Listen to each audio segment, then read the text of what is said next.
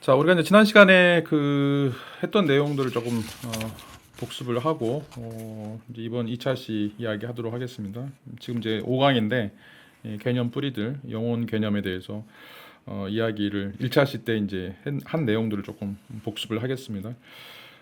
왜 우리가 이제 계속 영혼을 들먹이느냐? 뭐 영혼 너무 지긋지긋하다. 뭐 이런 댓글도 있는데 영혼을 우리가 이야기할 수밖에 없는 이유는 이제 인간이 특수한 존재이고 왜 특수한 존재인가를 설명할 수 있는 유일한 틀 또는 어떤 구조가 바로 이제 인간이 영혼을 가지고 있다라고 하기 때문에 우리가 자꾸 2500년 전부터 철학이 등장하면서 또 모든 인문학이 이야기하는 그런 내용들이 이제 인간은 영혼이 있다, 또 영혼과 비슷한 어떤 것들을 가지고 있다라고 하는 어떤 출발점을 이제 항상 표명을 하죠. 만약에 이제 인간이 영혼이 없다라고 이야기한다라면 우리가 오스트랄로피테쿠스 또는 이제 뭐 침팬지나 이런 유인원들과 이제 뭐가 다를 것인가, 이런 어떤 근본적인 그런 물음들이 그 안에 깔려 있고요. 그래서 인간을 인간답게 만들어주는 것이 바로 이제 영혼이나 정신, 의식, 마음, 이성, 주체 이제 이런 것들이다. 이것들이 이제 다 연관되어 있다라고 이제 이야기를 할 수가 있어요. 자, 똑같이 물질적인 것으로 보면 이제 뭐 소의 난자하고 인간 여성의 난자하고 차이가 없죠.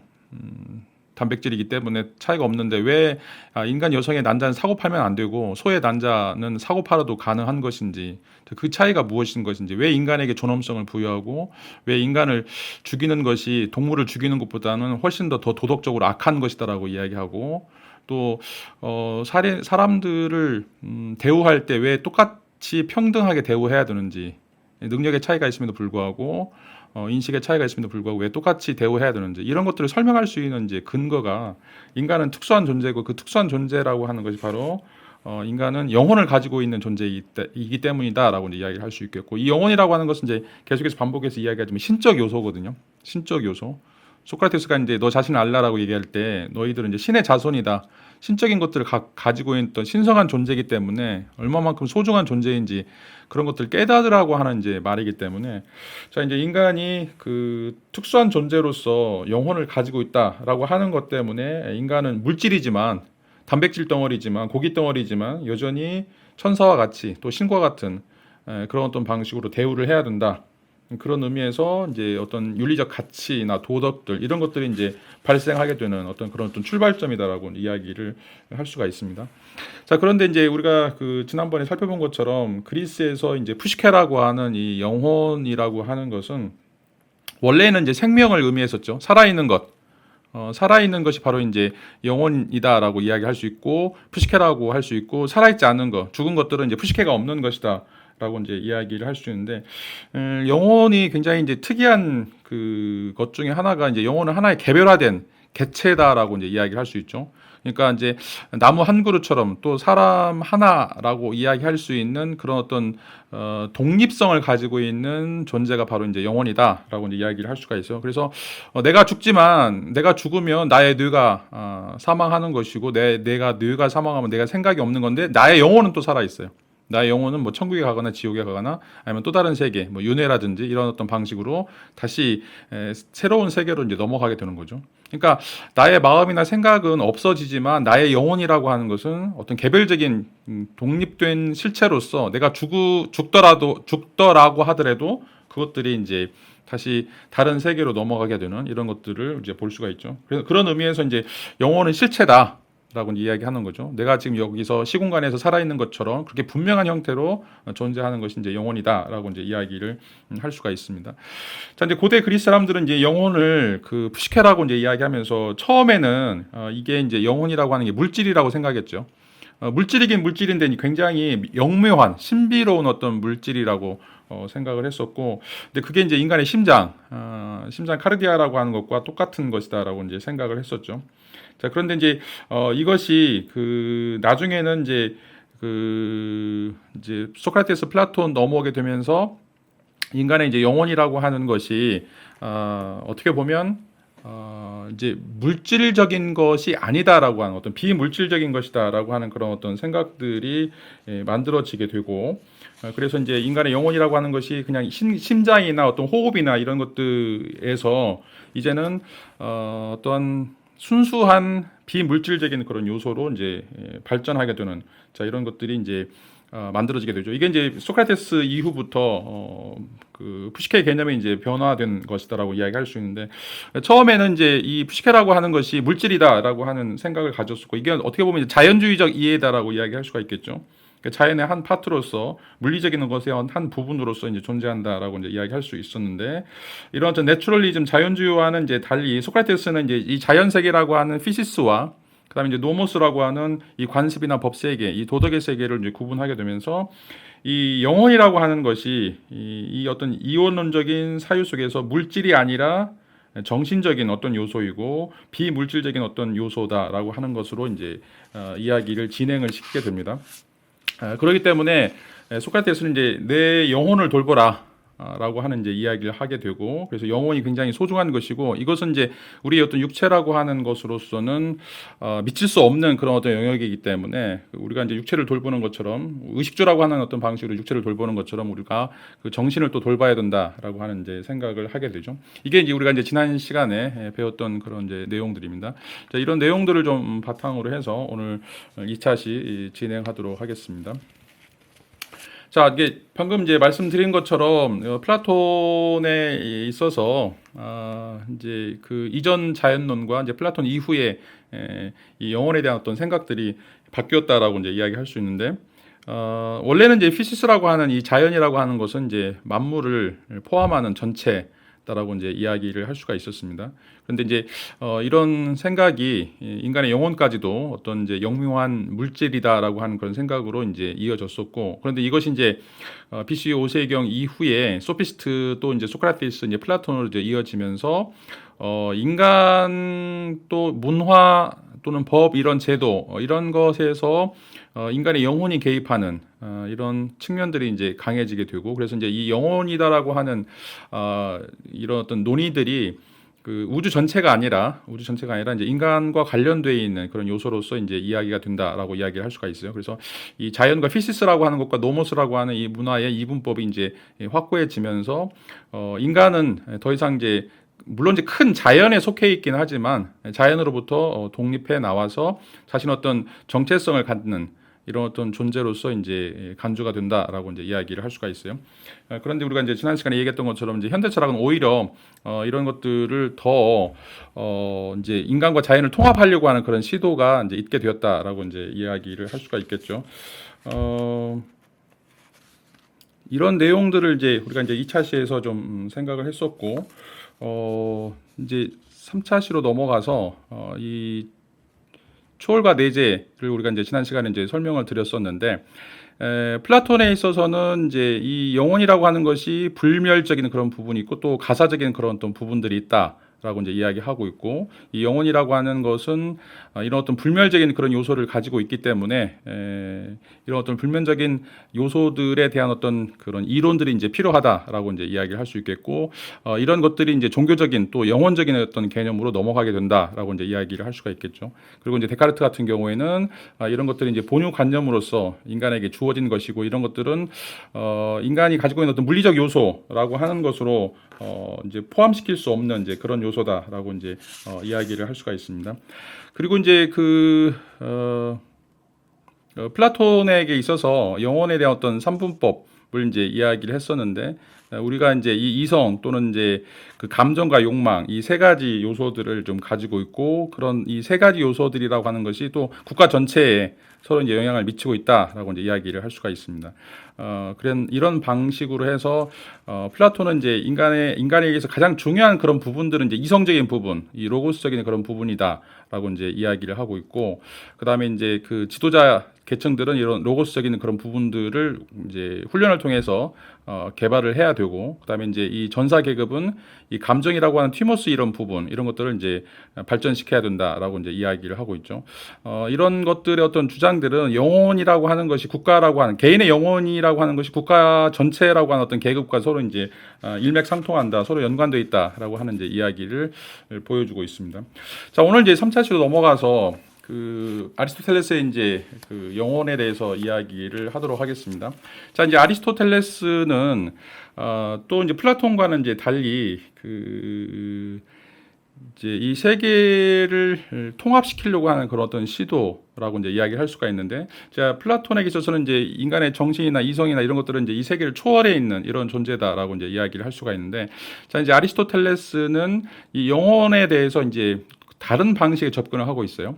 그 아리스토텔레스에 따르면 이 영혼이라고 하는 것은 이제 세 종류로 이제 나눠볼 수 있는데, 하나는 이제 식물적 영혼, 두 번째는 이제 동물적 영혼, 그다음에 세 번째는 이제 이성적 영혼이다라고 이제 이야기를 할 수가 있는데, 이 식물적 영혼은 이제 신진대사, 또는 이제 성장, 영양 섭취, 뭐 이런 것들과 이제 관련되어 있는 것이다라고 이야기할 수가 있어요. 그러니까 이제 앞에서도 이제 그 자연 철학에서 이야기했던 푸시케가 생명이다라고 이야기하고 있죠. 그러니까 이제 모든 생명들은 이 영혼을 가지고 있다라고 이제 이야기할 수 있는데, 신진 대사라든지 성장이라든지 영양 섭취라든지 이런 것들은 이제 가장 낮은 단계의 생물들이 가지고 있는 그런 어떤 그 요소, 물리적인 요소다라고 이제, 또는 생화학적 요소다라고 이제 이야기할 수 있는데, 이것도 이제 아리스토텔레스가 봤을 때 이제 영혼이다라고 이야기하고, 이건 낮은 단계의 식물적 영혼이다라고 이제 이야기를 할 수가 있겠죠. 자, 그 반면에 조금 더 이제 그 발달된 영혼이라고 하는 것이 이제 감각 운동적 영혼이다라고 이제 이야기할 수 있는데, 이건 그 감각 작용을 할 수 있는, 우리가 지각 작용을 할 수 있는 이런 것들을 이제 동물적 영혼이다라고 이제 이야기를 할 수가 있어요. 그러니까 동물적 영혼은 식물적 영혼을 이제 포함하고 있으면서 거기에다가 이제 이 감각, 우리 눈, 코, 입이라고 하는 6가지 감각을 가지고 있는 이런 어떤 요소들이 바로 이제 동물적 영혼이다라고 이제 이야기를 하고 있습니다. 자, 그런 다음에 이제 세 번째로는 이제 이성적 영혼이라고 이제 이야기할 수 있는데, 이 이성적 영혼이라고 하는 것은 인간만이 가지고 있는 이제 사유할 수 있는 능력, 또 관조할 수 있는 능력을 이제 이야기를 하고 있습니다. 그러니까 이제 이성적 능력이다라고 하는 것은 어떤 이제 그 물리적 대상을 추상화시켜서 사유할 수 있는, 뭐 예를 들어서 이제 수학적인 것이죠. 사과 하나와 사과 하나라고 하는 것이 더하면 이제 두 개가 된다라고 하는데, 그 사과 하나라고 하는 그 하나 일 개념과 더한다는 개념, 자, 이게 다 이제 추상화된 그런 개념이라고 할 수가 있는데, 자, 이런 것들이 바로 이제 이성적 영혼이 가지고 있는 어떤 사유 능력이다라고 이제 이야기를 할 수가 있습니다. 이런 방식으로 이제 아리스토텔레스는 이 두 가지, 이 자연 철학에서 이야기하는 생명이라고 하는 푸시케의 개념에다가 또 좁은 의미의 영혼 개념, 정신이나 이성, 사유 이런 개념들을 이제 서로 통합하려고 했다라고 이제 이야기를 할 수가 있습니다. 이게 이제 아까 플라톤의 영혼 개념과는 조금 다른 개념이다라고 이야기를 할 수가 있겠죠. 이제 플라톤이나 이제 소크라테스에 있어서는 지난 시간에 얘기했던 것처럼 이제 자연으로부터 독립되어 있는, 그러니까 물리적인 것으로부터 독립되어 있는 어떤 요소가 바로 이제 영혼이다라고 이야기를 하고 있고, 그 영혼이라고 하는 것이 어떤 정신적인 또는 이성적인 사유하는 이런 요소를 이제 가지고 있다라고 이야기하는데, 그거는 자연과 분리되어 있는 것이다라고 이제 이야기를 할 수가 있겠죠. 근데 이제 아리스토텔레스는 이제 그것과는 다르게 이 자연 철학의 어떤 그 생명 개념, 이 개념과 그 다음에 이제 소크라테스나 플라톤이 얘기했던 좁은 의미의 영혼 개념, 이 두 가지를 이제 통합적으로 통합적으로 이제 보려고 했던 그런 시도다라고 이제 이야기를 할 수가 있습니다. 그렇다라고 하면 이제 그 인간의 정신이나 이성이라고 하는 것이 그 단절된 것이 아니라 이제 그 생명의 최고 형태다라고 하는 이제 방식으로 나아가게 되는 것이죠. 이건 근데 나중에는 이제 이 베르그송에게 이제 영향을 이제 미치게 되는데, 이 베르그송 같은 경우에는 우리가 그 형이상학이라고 이제 이야기하는 것이 이 세계를 떠나서 초월적인 것에 대한 것들만이 형이상학이 아니라, 자, 이 세계의 물리적인 요소와 그다음에 어떤 정신적인 요소, 이 두 가지가 서로 결합되어 있는 그런 어떤 형태가 바로 이제 형이상학의 대상이다라고 이야기를 할 수가 있어요. 그래서 보통 우리가 생각하는 형이상학이라고 하는 것이 굉장히 관념적이고 굉장히 이제 이 초월적인 그런 것들만 형이상학적인 대상이 아니라, 이제 아리스토텔레스가 이제 이야기하고 있는 것과 이제 비슷한 이유인데, 이 자연이라고 하는 어떤 물리적 요소 플러스 또 인간의 정신, 이성이라고 하는 것들이 합쳐져 있는, 이걸 이제 뒤에 가서 나올 텐데 진료 형상론이라고 이야기해요. 진료 형상론. 진료 형상론이라고 이야기하는 것은 한 개체가 진료라고 하는 그런 어떤 그 육체적인 그런 것들을 가지고 있다라고 이제 이야기를 할 수가 있겠고, 그다음에 똑같이 이제 또 형상이라고 하는 것도 그 어떤 모양이나 꼴을 가지고 있다라고 하는 것들도 이제 이야기를 하고 있습니다.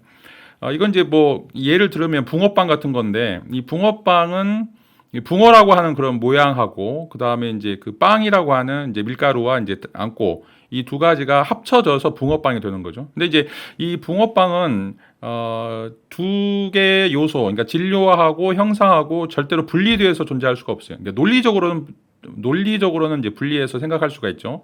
자, 붕어의 모양이니까 이건 형상이고, 그다음에 이제 그 붕어빵의 그 물질로서는 이제 밀가루라고 하는 것은 우리가 이것을 따로따로 논리적으로는 분리해서 사용할 수 있지만 이제 존재론적으로는 실제로는 항상 붕어빵은 붕어의 모양과 또 그 밀가루가 합쳐져서 존재하는 것이기 때문에 자, 이 개체라고 하는 것이 어떤 연구의 대상 또는 이제 그 어떤 연구의 출발점이 되어야 된다라고 하는 그런 생각이 바로 이제 아리스토텔레스에서 보여주고 있는 그 푸시케 개념이다라고 이야기를 할 수가 있어요. 그래서 앞에서는 계속해서 영혼이라고 하는 것이 내가 죽더라도 남아있는 어떤 존재, 나의 생각이 정지하더라도 남아있는 존재다라고 이제 얘기하고 있다라면 아리스토텔레스는 내가 없으면 사라지게 되는 이런 것으로 이제 이야기할 수밖에 없는 거죠. 왜냐하면 이 진료 형상은 붙어 있는 상태에서 하나의 개체를 이루고 있는 것이지 이것이 서로 분리되어 있는 상태에서는 그것은 이제 존재할 수 없다라고 이제 이야기를 할 수가 있습니다. 이런 의미에서 이제 그 아리스토텔레스의 이제 심신론 오타인데 심신론은 이제 그 이전 전통과 약간의 이제 차이점을 가지고 있다라고 이제 이야기를 할 수가 있어요.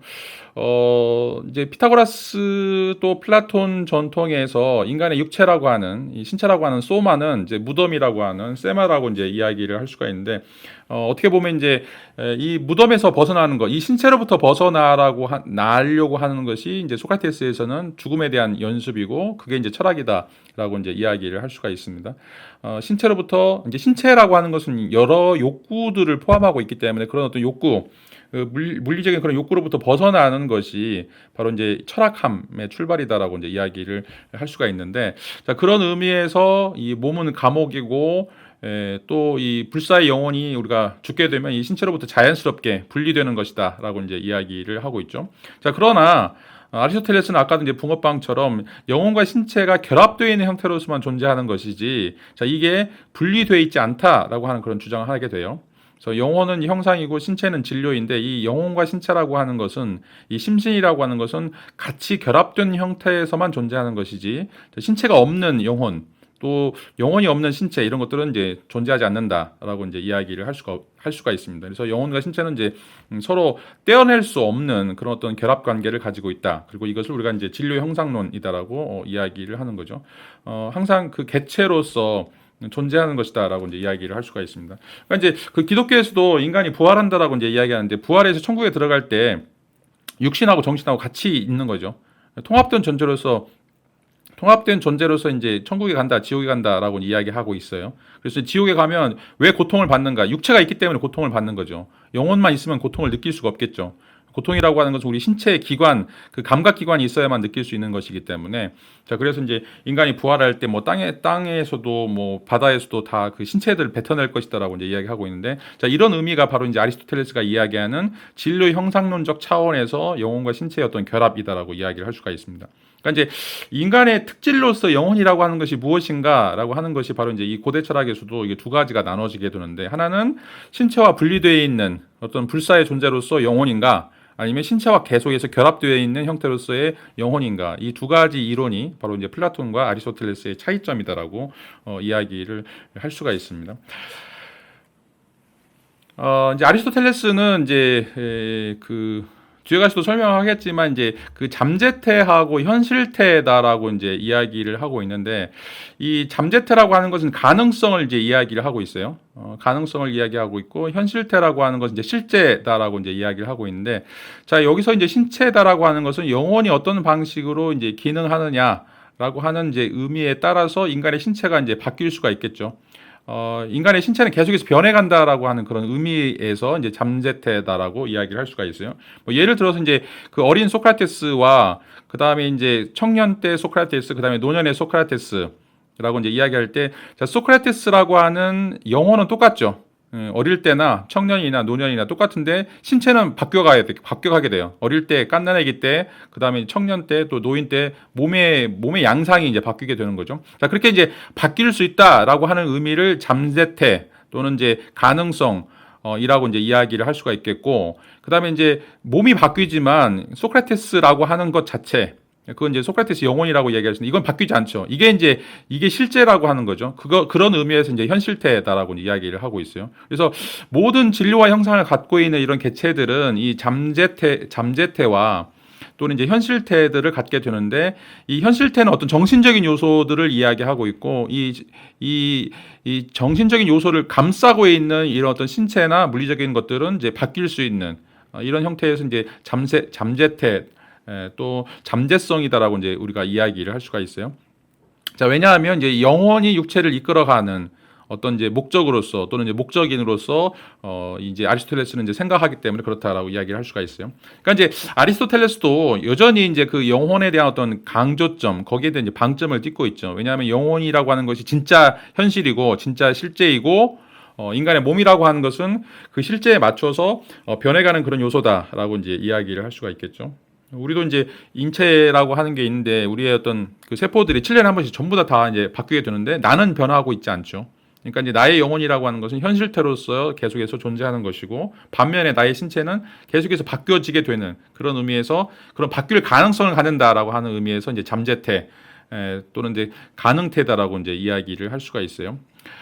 하여튼 뭐 어떤 이야기가 됐든지 간에 그 영혼에 관한 이제 논의 속에서 영혼이라고 하는 것이 독자적으로 존재하느냐, 플라톤이죠. 독자적으로 존재하느냐. 그래서 육체라고 하는 것을 어떻게 벗어날 것인가라고 하는 것이 바로 이제 플라톤의 영혼론에서 다뤄지는 문제이고, 영혼이라고 하는 것은 우리 육체와 같이 결합되어 있는 존재다. 결국 그것으로부터 분리할 수 없다라고 이제 이야기하는 것이 바로 이제 그 개체론 의미에 있어서 진리 형상론이라고 하는 의미에서 아리스토텔레스의 이제 이론이다라고 이야기를 할 수가 있습니다.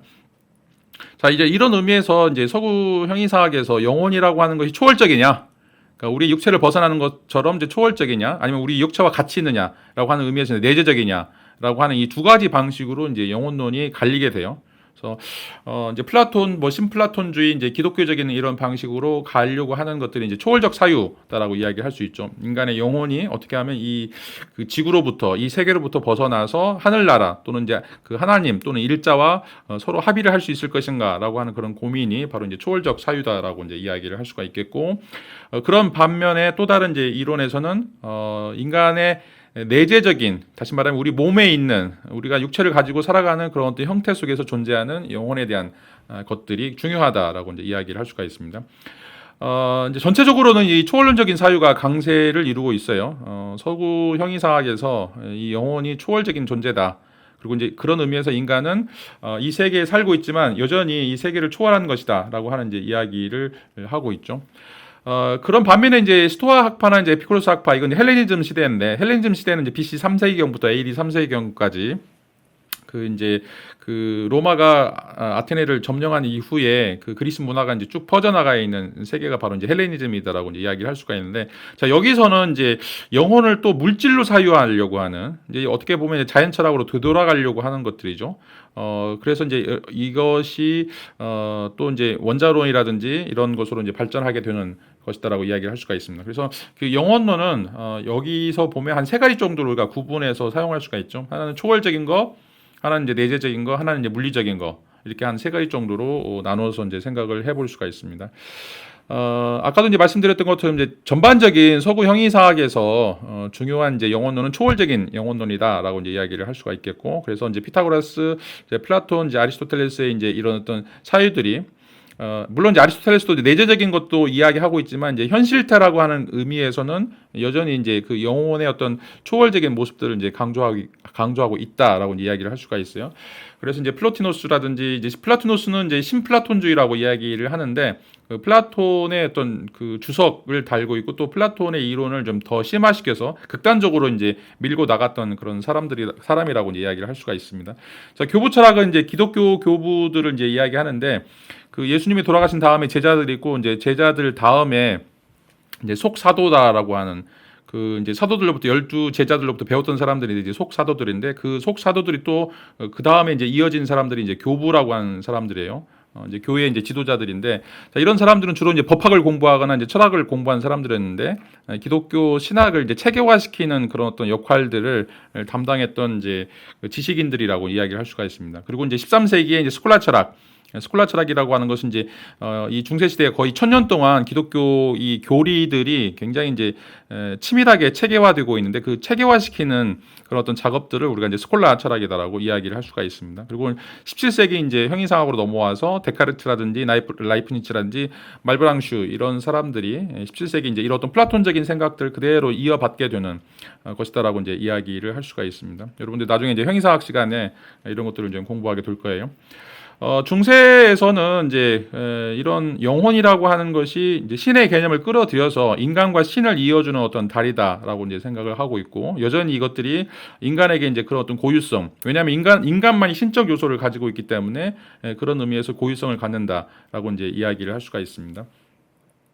자, 그런데 이제 이런 생각이 이제 계몽주의가 들어서면서 이제 18세기 계몽주의가 들어서면서 조금씩 이제 바뀌게 되는데 더 이상 이제 그 자연적 실체로서의 영혼 개념이 아니라 영혼이 가지고 있는 그런 요소들이 자 인식론적인 어떤 정신의 활동으로서 이제 조금 그 역할이나 그 범위가 축소되는 이런 어떤 과정들이 이제 일어나게 됩니다. 다시 말하면 영혼이라고 하는 게 인간이 죽고 나서 존재하는 어떤 그런 영혼이라고 하는 그런 어떤 개념은 이걸 이제 우리가 형이상학적 실체라고 이야기할 수가 있는데 그런 것들은 이제 거부가 되고 이제 칸트 같은 경우는 우리가 알 수 없다라고 이제 이야기해요. 그런 것까지는 알 수 없다. 이걸 이제 우리가 이제 사변 형이상학이다라고 이야기했는데 그냥 머릿속으로만 생각하는 것들이죠. 왜냐하면 이제 증명할 수 없기 때문에 우리는 이제 그런 것들에 대해서는 이제 알 수 없기 때문에 알 수 없는 거에 대해서 이제 침묵해야 된다라고 하는 이제 이야기를 하고 있고 그렇지만 여전히 인간에게는 어떤 이 정신적인 활동이라고 하는 게 존재하는 거죠. 여전히 다른 어떤 동물들이 갖지 못하는 어떤 이제 그런 어떤 초월적인 그런 의식들을 갖게 되는데 이제 이것에 대해서 이걸 우리가 이제 마음이라고 이야기하고 이제 의식이다라고 이제 이야기를 하게 되는데 이 마음이나 의식 뭐 이제 영어로는 이제 마인드라고 얘기하고 독일어는 베부자인이라고 이야기하는데 이 마음이나 의식에 대한 어떤 논의들이 이제 생겨나게 됩니다. 이걸 이제 인식론적인 논의다라고 이제 이야기를 할 수가 있습니다. 그러니까 다시 말하면 더 이상 영혼이라고 하는 것이 하나의 개체로서 인간의 죽음 이후에 살아남는 어떤 것으로서 논의가 이제는 이제 잠정적으로 중지가 되고 단순하게 인간의 뇌가 가지고 있는 어떤 마음이나 의식이나 어떤 사유할 수 있는 기능으로서만 이제 이런 논의가 대체가 되게 됩니다. 이게 이제 칸트 이후에 18세기 이후에 이제 그 계몽주의에서 이제 일어나고 있는 어떤 이제 영혼에 대한 어떤 개념적인 변화다라고 이제 이야기를 할 수가 있겠죠. 자, 그럼에도 불구하고 여전히 그 영혼은 없어졌지만 그 영혼이 갖고 있던 이제 사유할 수 있는 능력들은 여전히 이제 그것들이 비물질적인 것이다. 물질적인 것이 아니다라고 하는 어떤 방식으로 이제 논의가 되고 있죠. 그러니까 뇌에 대해서 논의하는 것은 물질적인 논의인데 그 뇌에서 일어나고 있는 여러 가지 생각이나 어떤 고유한 정신적인 활동, 뭐 기억이라든지 이런 것들은 어떤 비물질적인 것으로서 이런 것들을 우리가 이제 이야기할 수 있죠. 우리가 그 뇌에서 가지고 있는 뇌에서 분비되고 있는 여러 가지 이제 시냅스라든지 아니면 그런 어떤 생화학적인 그런 어떤 작용과 그다음에 이제 우리가 느끼고 있는 뭐 사랑이라든지 아니면 이제 철학이라든지 뭐 이런 어떤 여러 가지 감정적인 것들은 이제 서로 다른 것이다라고 이제 이야기를 할 수가 있어요. 이걸 이제 여러분들 심리철학에서는 감각질이라고 이제 이야기하는데 이 감각과 감각질, 그러니까 물리적인 것과 물리적이지 않은 어떤 이제 사유의 어떤 내용들 이런 것들이 이제 여전히 따로 분리되어서 논의될 수밖에 없다라고 하는 이제 이야기를 하게 되죠. 이런 것들을 이제 칸트는 두 가지 세계로 이제 또 다시 구분해서 이제 이야기를 하고 있는데 하나는 이제 이 철저하게 기계론에 의해서 지배되고 있는 자연 세계. 자, 이것은 이제 어떻게 보면 그 이제 뭐 인공지능처럼 아니면 이제 뭐 카메라라든지 아니면 그 인공지능의 어떤 그 시뮬레이션처럼 기계론에 의해서 이 세계가 물리적으로 지배되고 있다라고 하는 것들을 이제 의미하고 있고 반면에 또한 이제 비물질적인 그런 어떤 세계로서 목적의 왕국이라고 하는 어떤 정신 세계가 존재한다. 자, 이건 또 도덕적인 세계 또는 신학적인 세계다라고 이제 이야기를 할 수가 있어요. 그래서 우리가 살고 있는 세계는 이 두 가지 세계, 하나는 이런 어떤 철저하게 물리적인 법칙에 의해서 물리하게 지배하고 있는 자연 세계와 또 하나는 이제 목적이 지배하고 있는 정신 세계. 자, 이거는 이제 그 도덕의 세계 또는 이제 형이상학적인 세계 또는 어떤 종교의 세계다라고 이제 이야기를 할 수가 있습니다. 그래서 칸트는 이제 이런 이야기를 하고 있는데 밤 하늘에 빛나는 별, 내 가슴 속의 도덕률이라고 하는 방식으로 이제 이 철학의 두 가지 분야를 좀 나눠서 설명을 하고 있죠.